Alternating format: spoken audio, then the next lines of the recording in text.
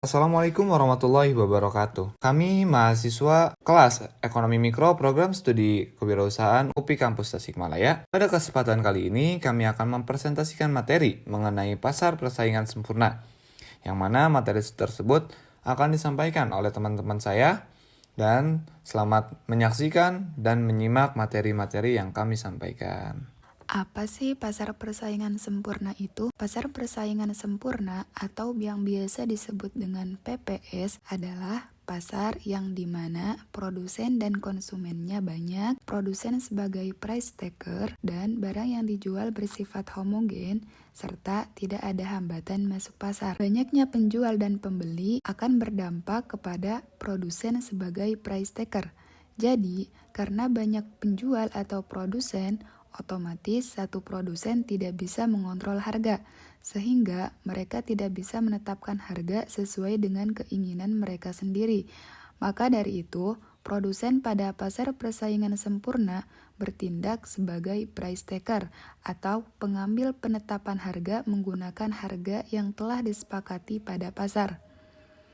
Kemudian, barang yang dijual pada pasar persaingan sempurna homogen atau sama. Artinya, satu jenis barang merupakan barang pengganti untuk barang dari penjual lain. Dalam hal ini, konsumen menganggap bahwa barang yang dijual sama mutunya, sehingga konsumen tidak dapat membedakan antara barang yang satu dengan barang yang lain. Kemudian, tidak ada hambatan masuk pasar. Artinya, dalam pasar persaingan sempurna, tidak ada batasan yang bersifat alamiah maupun buatan yang menghalangi masuk dan keluarnya produsen baru. Contoh batasan buatan yaitu adanya peraturan pemerintah atau kesepakatan produsen lama untuk melarang masuknya pemain baru dalam pasar, sedangkan batasan alamiah terkait dengan efisiensi pasar. Berikutnya ialah karakteristik pasar persaingan sempurna. Yang pertama, penjual dan pembeli yang cukup banyak. Adanya penjual dan pembeli yang jumlahnya cukup banyak mengakibatkan perilaku penjual dan pembeli tidak dapat mempengaruhi keadaan pasar. Interaksi antara penjual dan pembeli dianggap sebagai pengikut harga yang menyebabkan harga di pasar tetap berapapun jumlah barang yang dijual. Jadi, yang menentukan keberhasilan transaksi adalah kekuatan penawaran dan permintaan atas sebuah produk. Kemudian, karakteristik yang kedua ialah kebebasan membuka dan menutup perusahaan. Artinya, tidak terdapat hambatan apabila suatu perusahaan ingin memulai bisnis baru jika dianggap menguntungkan dan menutup usahanya jika dianggap merugikan. Dengan kata lain, perusahaan dapat keluar apabila mengalami kerugian dan perusahaan dapat bertahan apabila mampu menyesuaikan pasar. Selanjutnya, karakteristik yang ketiga yaitu adanya barang yang dijual bersifat homogen. Barang yang dihasilkan oleh setiap perusahaan pada pasar persaingan sempurna itu identik sama. Jika membeli di suatu perusahaan, kemungkinan kualitas dan kuantitasnya sama persis dengan perusahaan lain. Selanjutnya yang keempat yaitu penjual dan pembeli mengetahui informasi harga yang jelas. Dengan adanya karakteristik semacam ini, yakni untuk mencegah penjual menjual produknya dengan harga yang lebih tinggi ataupun rendah akibat dari ketidaktahuannya. Begitupun juga pembeli agar tidak membeli produk dengan harga yang lebih tinggi ataupun rendah dari harga yang sebenarnya. Contoh pasar persaingan sempurna. Yang pertama, pasar modal merupakan pasar persaingan sempurna karena sudah ditentukan oleh sistem harga berupa permintaan dan penawaran. Kedua, pasar buah. Dalam struktur pasar buah, total jumlah penjual dan pembeli seimbang, serta harga sudah terbentuk atas permintaan dan penawaran. 3. Pasar sayur. Pasar sayur mudah ditemukan di Indonesia dengan jumlah pembeli dan penjual seimbang, serta harga yang telah disepakati keduanya. Keempat, pasar beras merupakan kebutuhan pokok masyarakat Indonesia. Dan yang terakhir adalah toko baju. Pasar persaingan sempurna dimaknai sebagai pasar yang di dalamnya terdapat banyak pembeli dan penjual dengan produk ditawarkan yang bersifat homogen, sehingga pembeli dan penjual tidak memiliki kuasa untuk mempengaruhi harga. Dengan kata lain, baik pembeli maupun penjual bertindak sebagai price taker.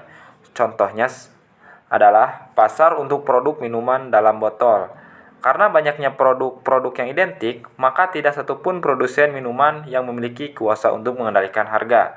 Di sisi lain, karena konsumen hanya mengonsumsi sebagian kecil dari produk tersebut, maka konsumen juga tidak memiliki kuasa untuk menentukan harga.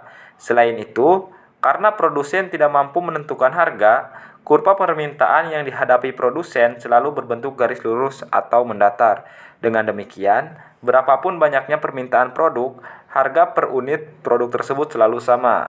Berikutnya ada kurva permintaan dalam pasar persaingan sempurna. Kurva ini dibagi menjadi dua, yaitu kurva individu dan juga kurva perusahaan. Kurva individu bisa dilihat contohnya di sebelah kanan PPT dan kurva perusahaan bisa dilihat contohnya di sebelah kiri PPT. Kurva individu memiliki bentuk horizontal. Mengapa horizontal? Karena harga yang ada di pasar akan sama terus atau memiliki kemungkinan yang sangat kecil untuk berubah. Karena output dari satu perusahaan relatif kecil dibanding dari output pasar atau industri. Kurva ini selain merupakan kurva permintaan, kurva ini juga merupakan kurva harga, kurva penerimaan rata-rata, dan juga kurva penerimaan marginal. Berikutnya ada kurva perusahaan atau kurva industri atau kurva yang terdiri dari banyak perusahaan. Kurva industri ini memiliki bentuk kurva menurun dari kiri atas ke kanan bawah, artinya harga tidak lagi konstan, akan ada kemungkinan harga berubah. Kurva ini juga merupakan kurva harga, kurva penerimaan rata-rata, dan juga kurva penerimaan marginal. Oke, jadi selanjutnya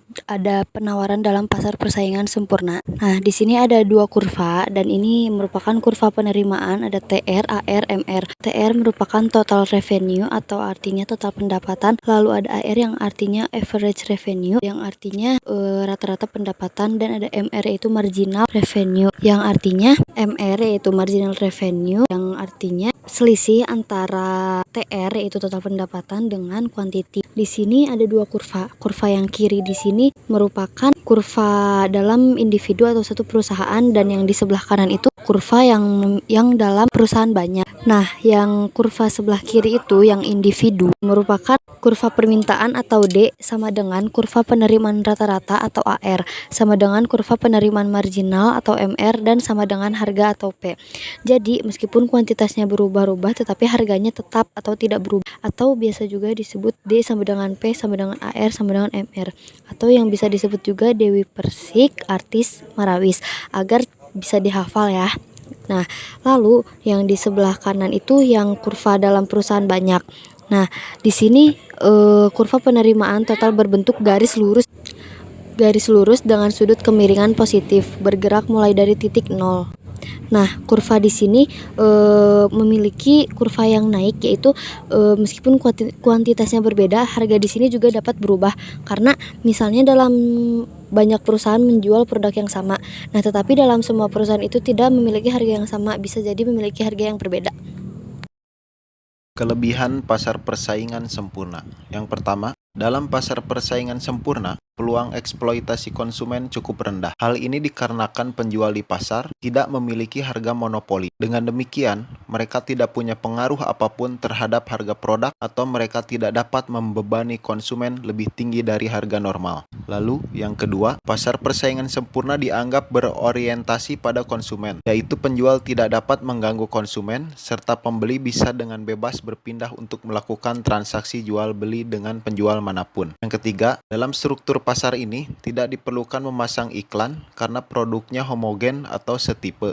Produk yang dapat dengan mudah digantikan oleh barang serupa dari pemasok lain.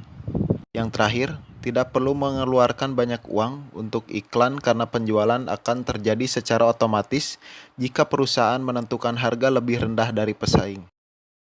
Yang selanjutnya, kekurangan pasar persaingan sempurna. Yang pertama, dalam bentuk struktur pasar ini, penjual tidak mendapatkan motivasi apapun untuk menghadirkan inovasi atau menyertakan fitur tambahan dalam produk. Ini terjadi karena penjual tidak dapat dikenai biaya tambahan untuk fitur-fitur tambahan tersebut, karena pembeli dapat pindah ke penjual lain. Yang kedua, lokasi memainkan peran besar dalam menghasilkan penjualan.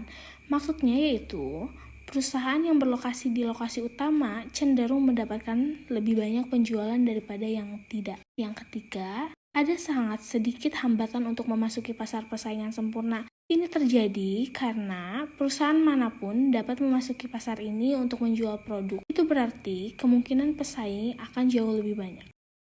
Sekian presentasi dari kelompok kami. Mohon maaf bila banyak kesalahan. Wassalamualaikum warahmatullahi wabarakatuh.